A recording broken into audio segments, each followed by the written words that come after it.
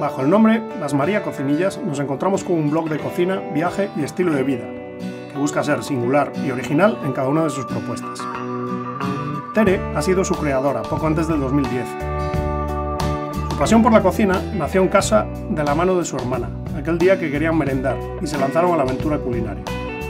Hoy en día se ha convertido en su profesión y en su vocación, dedicándose ya al 100%. Hola, Daki. ¿Qué tal? Muy bien. Algo muy difícil de imaginar cuando decidió estudiar arquitectura.